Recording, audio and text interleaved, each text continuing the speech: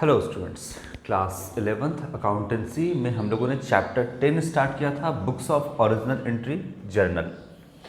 Question number 5 तक हम लोगों ने लास्ट वीडियो में कवर कर लिया है। आज हम स्टार्ट करेंगे क्वेश्चन नंबर 6 से। चलिए, क्या कहता है क्वेश्चन नंबर 6 वो देखते हैं।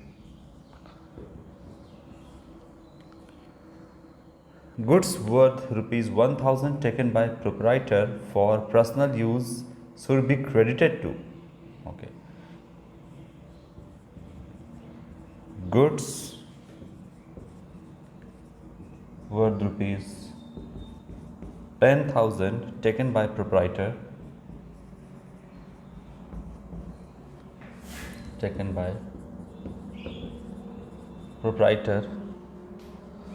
for personal use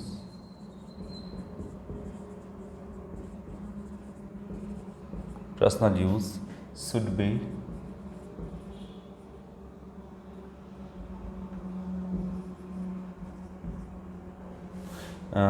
credited to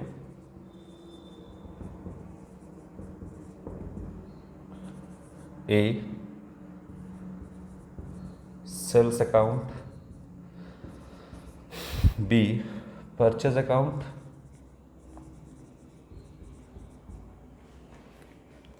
C. Expenses account और D है आपका none of these।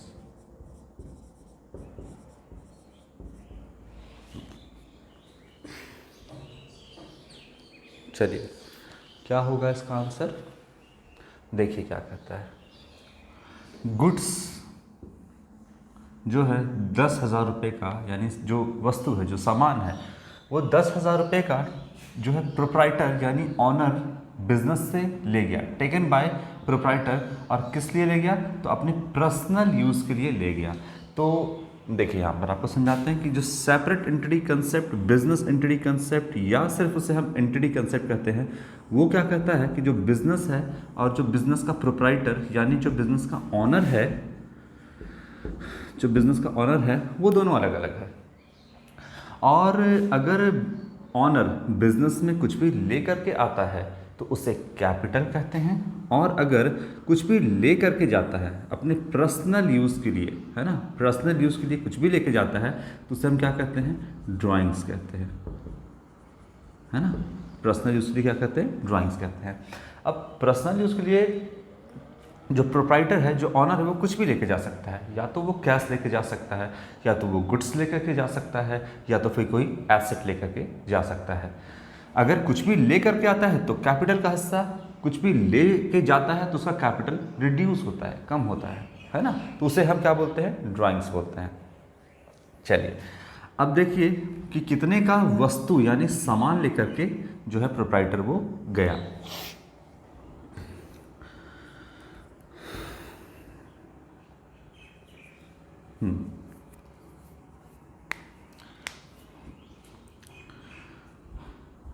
$10,000 का गुड्स लेकर के गया, यानी वस्तु। तो अपने पर्सनल यूज़ के लिए कैश लेकर जाए, एसेट लेकर के जाए, कुछ भी लेकर जाए, हम क्या करते हैं? ड्राइंग्स अकाउंट को डेबिट करते हैं। किसे डेबिट करते हैं पहले वो देखिएगा। ड्राइंग्स अकाउंट को हमने किया डेबिट, क्योंकि पर्सनल यूज़ के लिए गया। एक्चुअली में हमने आपको बताया भी है कि इस ड्राइंग्स के पीछे क्या छिपा है? कैपिटल। अगर कुछ भी लेकर के, मान लो गुड्स भी लेकर के आता है अगर ऑनर, तो वो इसके कैपिटल में ऐड होता है ना। किसके कैपिटल में ऐड होता है? ऑनर के कैपिटल में ऐड होता है। तो जब वो लेकर के जाएगा तो बताइए कि कैपिटल रिड्यूस होगा कि नहीं? तो एक्चुअली में कैपिटल रिड्यूस होगा। जब कैपिटल लेके आया था तो कैपिटल क्रेडिट करते थे, जब लेकर के जाएगा तो कैपिटल को डेबिट करेंगे। और इस ड्राइंग्स के पीछे एक्चुअली में क्या छिपा है? कैपिटल ही छिपा है, ठीक है। तो कैपिटल अकाउंट को डेबिट करेंगे, यानी ड्राइंग्स अकाउंट को हम यहाँ पे डेबिट किए। अब क्रेडिट क्या करेंगे? बताइए, बिजनेस से क्या गया है? बिजनेस से क्या कैश गया है? नहीं। अगर कैश जाता तो कैश अकाउंट क्रेडिट 10,000 करते, अगर एसेट जाता तो एसेट अकाउंट क्रेडिट 10,000 करते। गुड्स गया है तो हम यहाँ पे क्या करेंगे? अब क्यों करेंगे ये भी बता रहे हैं। परचेस अकाउंट को हम क्रेडिट करेंगे 10,000 से। तो कितने का सामान यानी कैपिटल रिड्यूस हुआ 10,000 से, और कितने का सामान यानी कम हुआ बिजनेस में 10,000 से। सपोज मान लेते हैं कि टोटल जो बिजनेस में गुड्स था यानी स्टॉक जो मेंटेन था वो था, मान लेते हैं आपका 25,000। तो परचेज बिजनेस ने जब परचेस किया था तो मानते हैं कि जो स्टॉक मेंटेन था या जो परचेज बिजनेस के पास जो स्टॉक था वो 25,000 रुपये का था। ये हम डेबिट करते हैं क्योंकि परचेज अकाउंट हमेशा डेबिट होता है। जब भी परचेस करेंगे तो डेबिट होगा ना, डेबिट वाट कम्स इन। अगर रियल अकाउंट के रूल से बनाएं तो debit watt comes in, debit करेंगे परचेस को। अच्छा, जब डेबिट किए तो मतलब कि इतने का स्टॉक 25,000 का स्टॉक है, और जब स्टॉक रिड्यूस होता है तो क्या करते हैं, परचेज अकाउंट को क्रेडिट करेंगे, है ना। कितने से रिड्यूस हुआ है अभी देखिए 10,000 से, तो 10,000 से हम इसको परचेज को क्रेडिट करेंगे। तो काटना नहीं है लेकिन काट के बता रहे हैं 10,000। जब कोई अकाउंट एक बार डेबिट और एक बार क्रेडिट होता है तो वो आपस में कटता है। तो 10,000 यहाँ से कट गया, 10,000 यहाँ से कट गया, तो बचा कितने का 15,000 का। तो यहाँ क्रेडिट करने का क्या मतलब है, मान लेते हैं कि परचेस हो सकता है कि जो स्टॉक मेंटेन है जो परचेस है वो 25,000 का होगा। तो अगर हम परचेस को 10,000 से क्रेडिट करते हैं तो अब परचेज में यानी स्टॉक में कितना है 15,000 और सामान बचा हुआ है। इसलिए हम यहाँ पे परचेस को क्रेडिट करते हैं। सामान लेके गया ना, गुड्स लेकर के गया, वस्तु लेकर के गया, तो जाहिर सी बात है 25,000 का सामान में से अगर 10,000 का लेके जाता है तो 15,000 का ही बचेगा, है। तो यहाँ पर क्या है कि 10,000 का ले गया तो परचेस को क्रेडिट किए। क्यों किए क्रेडिट, क्योंकि 25 का था और 10 को क्रेडिट कर दिए क्योंकि वो सामान चला गया, तो बचा तो 15 ही का ना। तो इसीलिए हम यहाँ पे परचेज अकाउंट को क्रेडिट करते हैं। क्यों, क्योंकि आपका 25 था, 10 को क्रेडिट किया तो 10 कट गया तो 15 का बचा, इसीलिए हम यहाँ पे परचेज को क्रेडिट करते हैं। अब यही पूछ रहा है कि अगर गुड्स 10,000 का गुड्स टेकन बाय प्रोप्राइटर यानी ऑनर लेके चला जाता है अपने पर्सनल यूज़ के लिए, तो बोलता है कि credits personal use should be credited to. तो हम क्रेडिट किसको करेंगे, तो क्रेडिट करेंगे हम परचेज अकाउंट को। किसे करेंगे हम, परचेज अकाउंट को। तो है यहाँ पर, बिल्कुल है, परचेज अकाउंट को हम क्रेडिट करेंगे। अगर यहाँ पे लिखता कि डेबिट, है ना, personal use should be debited to, तो डेबिट हम किसको करते हैं, तो यहाँ पर ऑप्शन में दिया नहीं है, दिया होता आपका ड्राइंग्स तो हम उसको डेबिट करते, यहाँ पर टिक करते। और अगर ड्राइंग्स नहीं दिया है यहाँ पर, इसी एक अगर क्वेश्चन में बोले कि डेबिटेड टू, डेबिट किसको करेंगे, तो क्या यहाँ ऑप्शन दिया है ड्राइंग्स का, नहीं दिया है, तो नॉन ऑफ दिस में टिक कर देंगे, है ना। चलो, तो फिलहाल यहाँ पर बोला है क्रेडिटेड। क्रेडिट किससे करेंगे, डेबिट नहीं पूछा है, तो क्रेडिट हम करेंगे आपका परचेज अकाउंट को। क्लियर हो रहा है, तो डेबिट करेंगे ड्राइंग्स अकाउंट को और क्रेडिट करेंगे परचेज अकाउंट को। आगे बढ़ते हैं।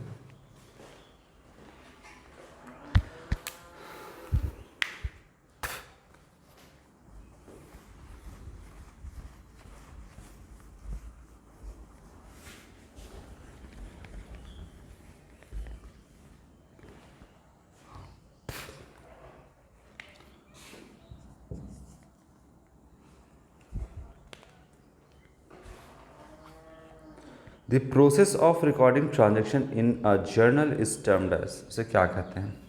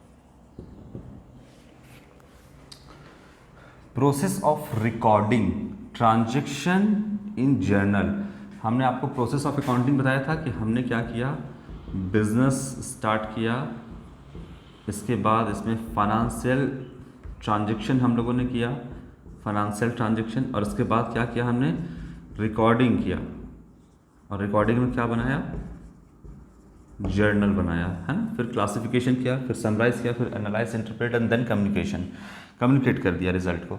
तो process of recording transaction in journal, अगर जर्नल में जो हम ट्रांजैक्शन को रिकॉर्ड करते हैं तो उसे हम क्या कहते हैं, कास्टिंग कहते हैं। कास्टिंग आपका रेक्टिफिकेशन में इस्तेमाल होने वाला है चीज़ है, तो कास्टिंग कहते हैं, जर्नलाइजिंग कहते हैं, रिकॉर्डिंग कहते हैं, या पोस्टिंग कहते हैं। तो आंसर होगा आपका जर्नलाइजिंग। हम जर्नल में रिकॉर्ड करते हैं ना, है ना, कहाँ रिकॉर्ड करते हैं, जर्नल में रिकॉर्ड करते हैं, तो उसे हम कहते हैं जर्नलाइजिंग। ठीक है। पोस्टिंग कब कहते हैं, जब लेज़र से जर्नल से लेज़र में जब हम पोस्ट करते हैं उसे पोस्टिंग कहते हैं। ठीक है। और रिकॉर्डिंग तो कुछ नहीं है, रिकॉर्डिंग करने का क्या मतलब हो गया कि रिकॉर्ड आप कहाँ कर रहे हैं, तो जर्नल में कर रहे हैं। कहाँ कर रहे हैं, जर्नल में कर रहे हैं। और जर्नल में जब हम रिकॉर्ड करते हैं तो उसे कहते क्या है, तो उसे हम जर्नलाइजिंग कहते हैं। ठीक। तो रिकॉर्ड करना ट्रांजैक्शन को जर्नल में जर्नलाइजिंग कहते हैं उसे। आया बात समझ में। चलो क्वेश्चन नंबर 7 के बाद question number 8।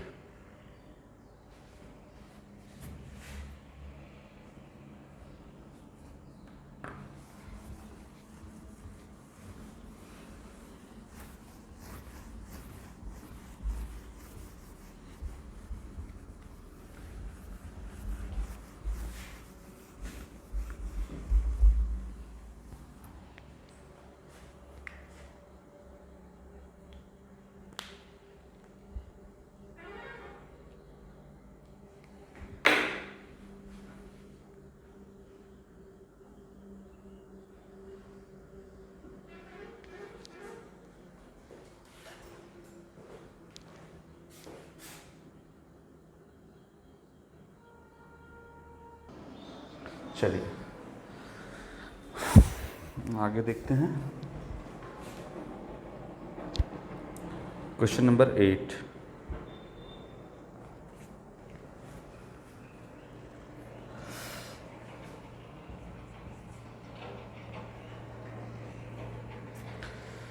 If two or more transactions, if two or more transactions of the same nature, of the, समझाएंगे इसको डिटेल में, of the same nature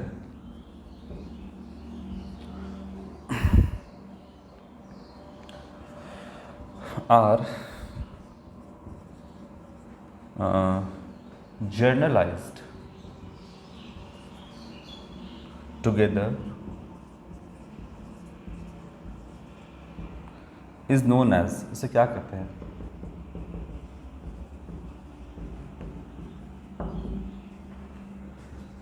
A compound journal entry,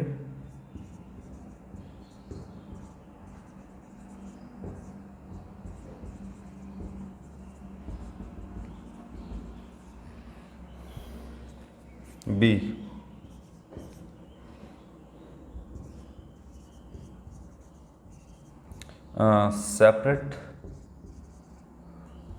separate journal entry, C posting,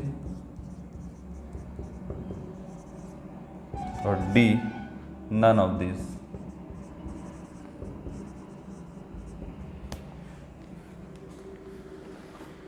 है ना।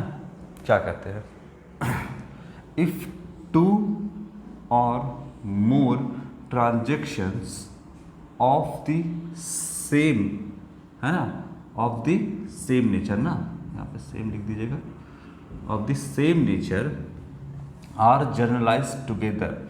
जब same nature का कोई transaction generalized together, एक साथ जब हम उसको जर्नलाइज करते हैं तो उसे क्या कहते हैं, कंपाउंड जर्नल एंट्री कहते हैं, सेपरेट जर्नल एंट्री कहते हैं, पोस्टिंग, या नन ऑफ दिस। चलिए बात करते हैं। देखिए आप तो ये तो जान रहे हैं कि कोई भी ट्रांजैक्शन जो है वो बिजनेस के पॉइंट ऑफ व्यू से रिकॉर्ड करते हैं, क्योंकि सेपरेट एंटिटी कंसेप्ट या बिजनेस एंटिटी कंसेप्ट या एंटिटी कंसेप्ट हमको ऐसा कहता है। अब ये बिजनेस है, और बिजनेस अपने किसी एक ही एग्जांपल को हम से लेकर के हम आपको समझाएंगे। बिजनेस अपने एम्प्लॉय को क्या देता है? सैलरी देता है। सैलरी किसे बोलते हैं? वो इंसान जो अपने मेंटल एबिलिटी से काम करे, दिमाग से काम करे और बदले में मंथली उसको कुछ अमाउंट दिया जाए जो तय किया गया है कॉन्ट्रैक्ट ऑफ एम्प्लॉयमेंट में, जो मंथली उसको अमाउंट तय किया गया है कॉन्ट्रैक्ट ऑफ एम्प्लॉयमेंट में, तो उसको जो मंथली पेमेंट होता है उसको हम बोलते हैं सैलरी। दूसरा, जो मजदूर काम करते हैं, है ना, जो मजदूर काम करते हैं वो दिमाग से काम नहीं करते हैं, बल्कि मजदूर क्या है कि ईंटा यहाँ से उठाओ, ईंट वहाँ रख दो, यहाँ से बालू उठाओ वहाँ रख दो, जो आपका जो भी सामान है, मजदूर दिमाग से काम नहीं करते हैं बल्कि अपने फिजिकल लेबर का इस्तेमाल करते हैं। तो उनको या तो डेली बेसिस पे या वीकली बेसिस पे जो अमाउंट मिलता है उसे हम वेजेस बोलते हैं। ठीक। अच्छा, बिजनेस अगर ऐसा ज़रूरी नहीं है कि ऑनर का कोई अपना ही बिल्डिंग हो, हमेशा हो सकता है कि बिजनेस को रेंट पे लेकर के चलाया जा रहा है, तो बिजनेस क्या पे करेगा? रेंट पे करेगा। तो देखिए, सैलरी बिजनेस दे रहा है, ये क्या है? बिजनेस के लिए एक्सपेंस है। वेजेस बिजनेस दे रहा है, ये भी बिजनेस के लिए क्या है? एक्सपेंस है। और रेंट बिजनेस ही पे कर रहा है, तो ये भी बिजनेस के लिए क्या है? एक्सपेंस है, खर्च है। अब देखिएगा तो तीनों सैलरी है, वेजेस है, रेंट है, तीनों एक्सपेंस है, तो यानी तीनों सेम नेचर का है। सेम नेचर का मतलब तीनों नॉमिनल अकाउंट के अंदर आएगा। नॉमिनल अकाउंट का रूल क्या कहता है? नॉमिनल अकाउंट का रूल क्या कहता है कि डेबिट, हम हर उस चीज़ को डेबिट करेंगे जो या तो एक्सपेंस हो या तो लॉस हो, और हम उस हर चीज़ को क्रेडिट करेंगे या जो इनकम हो या गेन हो, है ना। तो यहाँ पे तो सब आपका एक्सपेंस है और सब सेम नेचर का है, सारा एक्सपेंस है। तो मान लो कि सैलरी पे करते हैं 10,000 रुपया, वेजेस पे करते हैं 5,000 रुपया और रेंट पे करते हैं 5,000 रुपये, या मान लो कि आप इसको पे करते हैं 10,000 रुपया, रेंट पे करते हैं। ठीक है, कुछ भी मान लो, उसमें मानने में क्या रखा है। तो इस तरीके से आप खर्च करते हैं। अब देखिए, इसमें आप जर्नल एंट्री कैसे बना सकते हैं? बिजनेस ने सैलरी पे किया तो आप बना सकते हैं डेबिट ऑल एक्सपेंसेस। हम डेबिट करेंगे सारे एक्सपेंस को, तो डेबिट ऑल एक्सपेंसेस कितना? 10,000। और सैलरी के तौर पे क्या पे करेगा बिजनेस? तो कैश पे करेगा, तो कैश अकाउंट क्रेडिट कर देंगे हम 10,000। बिजनेस से 10,000 का कैश चला गया। ठीक है। अच्छा, अब वेजेस पे करेगा तो वेजेस भी एक्सपेंस है, तो इसको भी हम डेबिट करेंगे। वेजेस अकाउंट डेबिट टू क्या पे करेंगे? Cash 5,000 rupees. बोलिए हाँ या ना। और रेंट भी एक्सपेंस है, तो ये भी नॉमिनल अकाउंट के रूल से क्या करेंगे? डेबिट करेंगे। Rent account debit. और क्या बिजनेस पे करेगा? कैश पे करेगा, तो कैश अकाउंट क्रेडिट कितना है? मान लेते हैं 10,000, कुछ भी मान लो। ये जर्नल एंट्री पास होगा, है ना। अब चूंकि देखिए यहाँ पर सब कुछ क्या है? एक्सपेंस है। एक बार सैलरी है, एक बार वेजेस है और एक बार आपका रेंट है। और मान लो कि ये सारा कुछ बिजनेस ने 1 जनवरी को पेमेंट किया। कब किया? 1 जनवरी को पेमेंट किया। सैलरी भी, वेजेस भी, रेंट भी। तो 1 जनवरी को जो यहाँ पर पेमेंट किया गया है, ये इस तरीके से आप जर्नल एंट्री बना सकते हैं, गलत नहीं है। लेकिन अब सब कुछ एक्सपेंस है, तो सबको हम एक कंबाइन एंट्री क्यों नहीं पास कर दे? बात तो वही होगा। देखिए कैसे। सैलरी है, बिजनेस के लिए क्या है? एक्सपेंस है, तो सैलरी को हमने डेबिट किया। सैलरी अकाउंट डेबिट कितने से? 10,000, जो कि एक्सपेंस है तो हमने डेबिट किया। वेजेस भी तो है, तो वेजेस को भी हम क्या कर देंगे? एक ही साथ, अलग अलग नहीं, एक ही साथ डेबिट करेंगे। कितना से? 5,000 से डेबिट करेंगे। और रेंट जो है आपका, वो भी तो बिजनेस के लिए क्या है? देखिए, ये भी एक्सपेंस, ये भी एक्सपेंस, ये भी एक्सपेंस, तो इसको भी हम डेबिट करेंगे। तो हम लिखेंगे रेंट अकाउंट डेबिट 10,000 रुपीज़। ठीक। बिजनेस से इन सब के बदले में देखिए ना क्या गया है? Cash cash cash. तो हम क्या कर देंगे? कैश अकाउंट क्रेडिट कर देंगे। कितना गया है? 10,000, 5 15,000 और 10 25,000 रुपये का कैश गया है। है ना। तो हम यहाँ क्या करेंगे, 25,000 का कैश कर देंगे। बात तो वही हुआ, जो जर्नल एंट्री हम 3 बार यहाँ पर किए वो एक बार में हो गया, है ना। और कैसे हो गया, तो कंपाउंड जर्नल एंट्री इसको हम कहते हैं, एक साथ ही हमने इसको कर दिया, तो इसे क्या बोलेंगे, कंपाउंड जर्नल एंट्री। तो क्या कहता है आप समझिए, 2 और मोर, 1 2 और मोर का मतलब यहाँ पे क्या हो गया, 2 से ज़्यादा, यानी 3 4 कुछ भी हो सकता है। तो 2 और more transaction of the same nature, सब एक्सपेंस है तो ये सेम नेचर का हुआ। और जर्नलाइज्ड, हम इसको क्या कर रहे हैं, जर्नलाइज्ड कर रहे हैं, इस तरीके से जर्नलाइज्ड कर रहे हैं, टुगेदर एक साथ, इसको क्या कहेंगे, इट इज नोन एज, इसे कहेंगे हम कंपाउंड जर्नल एंट्री। हमने सबको कंपाउंड कर दिया, एक ही करके हम एक ही साथ हमने सब कुछ, सब कोई का जर्नल एंट्री एक साथ पास कर दिया, तो इसे हम कंपाउंड जर्नल एंट्री कहते हैं। बोलिए कोई दिक्कत इसमें। तो इसे हम सेपरेट जर्नल एंट्री कहाँ सेपरेट कर दिए, कहाँ अलग अलग, क्या हम अलग अलग कर रहे हैं, अलग अलग करना ही नहीं है, आपको इस तरीके से करना है, गलत नहीं है, लेकिन इस तरीके से आपको करना ही नहीं है। जब सेम नेचर का है तो आपको ये जर्नल एंट्री पास करना है, वो नहीं करना है। तो सेपरेट जर्नल एंट्री नहीं, ये नहीं कहेंगे इसे हम क्या पोस्टिंग कहेंगे, क्या हम जर्नल से लेजर में पोस्ट कर रहे हैं, नहीं कर रहे हैं, तो पोस्टिंग भी नहीं होगा, नन ऑफ दिस भी यहाँ पे नहीं है, इसे क्या कहेंगे हम, कंपाउंड जर्नल एंट्री कहेंगे। बोलिए कोई दिक्कत। कंपाउंड का मतलब यहाँ पर उपयोग है संयुक्त जर्नल एंट्री, है ना, संयुक्त जर्नल एंट्री। संयुक्त का मतलब एक साथ, कंपाउंड का मतलब संयुक्त, यानी एक साथ। एक साथ क्या हो गया, सैलरी सेम नेचर का, वेजेस सेम नेचर का एक्सपेंस है, रेंट सेम नेचर का, बदले में कैश। चलो इसे हम कंपाउंड कहेंगे, यानी संयुक्त जर्नल एंट्री हिंदी में से कहेंगे।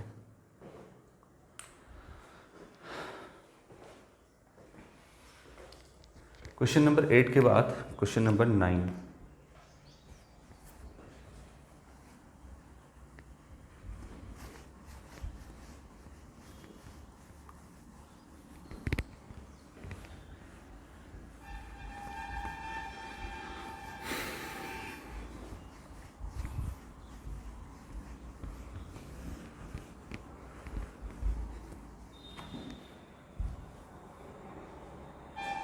क्वेश्चन नंबर 8 के बाद क्वेश्चन नंबर 9, बंद हो जाओ।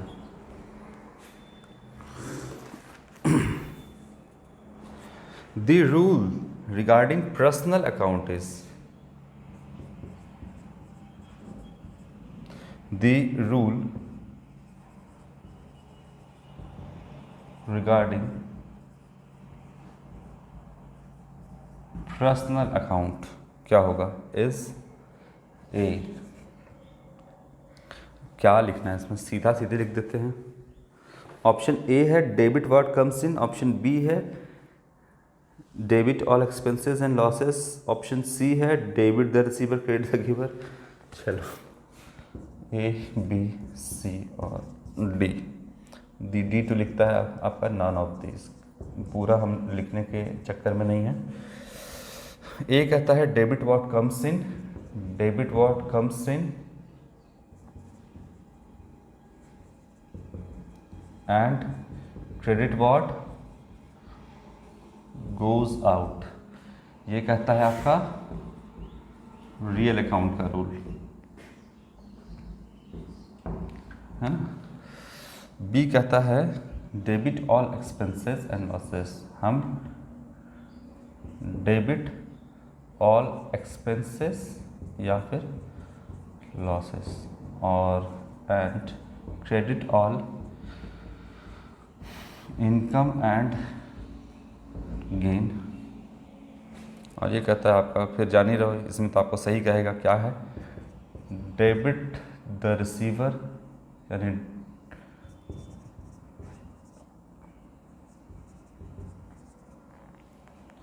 And credit the giver. तो उसमें पूछना है यार, कहना क्या है, रूल तो आपको पहले से याद है कि पर्सनल अकाउंट का रूल क्या होता है। तो ये हो गया आपका रियल अकाउंट, ये हो गया आपका नॉमिनल अकाउंट, और ये हो गया आपका पर्सनल अकाउंट, है ना। डेबिट द रिसीवर, जो रिसीव करेगा उसे हम डेबिट करेंगे, और जो गिव यानी देगा उसे हम क्या करेंगे, क्रेडिट करेंगे। तो ये पर्सनल अकाउंट का रूल होता है। क्वेश्चन नंबर 10, तो इसका क्या होगा, ऑप्शन सी।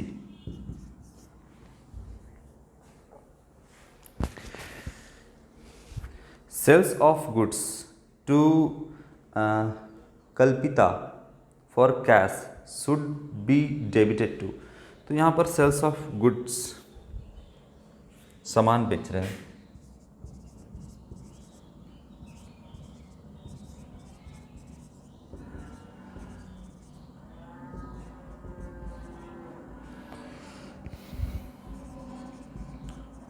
फॉर कैश, है ना, शुड बी डेबिटेड टू।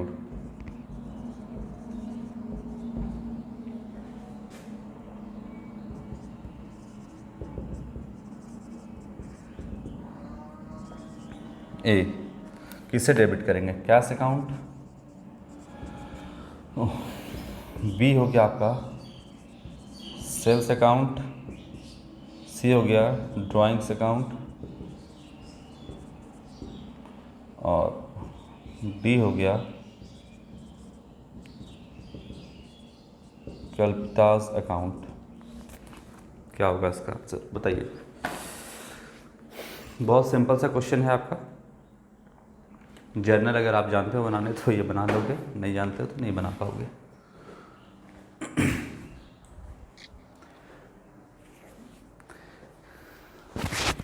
देखिए, सामान बेचा गया है कल्पिता को और कैश में बेचा गया है, तो डेबिट किसे कहेंगे? तो जर्नल एंट्री बना लीजिए, डेबिट क्रेडिट का हो जाएगा। देखिए, सामान बेचे हैं तो सामान गया है, तो क्या करेंगे? Sales account credit. गुड्स जाता है, जब बेचते हैं तो गुड्स की जगह सेल का इस्तेमाल करते हैं, और जब गुड्स परचेज करते हैं तो गुड्स अकाउंट डेबिट की जगह हम क्या करते हैं? परचेज वर्ड का इस्तेमाल करते हैं। तो सामान बेचे, तो यहाँ पर लिखा है कि कल्पिता को बेचे जो है कैश में, तो डेबिट विल बी। अगर बोलता क्रेडिट विल बी, तो क्रेडिट करते हैं हम सेल्स अकाउंट को, डेबिट किसको करेंगे? जब हम सामान बेचेंगे, सपोज दैट 10,000 का सामान बेचे तो कल्पिता को, तो 10,000 क्रेडिट किए, और बदले में कैसे बेचे? तो कैश में बेचे। तो बिजनेस में क्या आया? कैश आया। Debit what comes in real account के रूल से 10,000 कैश आया। हमको कल्पिता से यहाँ पर कोई मतलब नहीं है, क्योंकि हमने उधार में बेचा नहीं, सामान गया, पैसा आया, काम खत्म। ठीक है ना, ये होगा आपका। तो कैश अकाउंट को डेबिट करेंगे। यहाँ क्या है? ऑप्शन है कैश अकाउंट।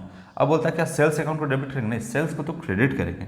क्या कल्पिता ड्राइंग्स अकाउंट को हम यहाँ पे डेबिट करेंगे? नहीं, कल्पिता अपने पर्सनल यूज़ के लिए कुछ थोड़ी ले गई है ना, गुड्स को पर्सनल यूज़ के लिए ले जाती है, तो ड्राइंग्स अकाउंट को डेबिट करते हैं। क्या कल्पिताज अकाउंट को यहाँ पे हम डेबिट करेंगे? करते, जब उधार में सामान बेचते तो, है ना, तब हम उसको क्या करते? Kalpita account debit to sales account. उधार में बेचते तो यहाँ पे कैश में बेच दिए हैं, तो साफ साफ यहाँ पे कैश अकाउंट डेबिट होगा।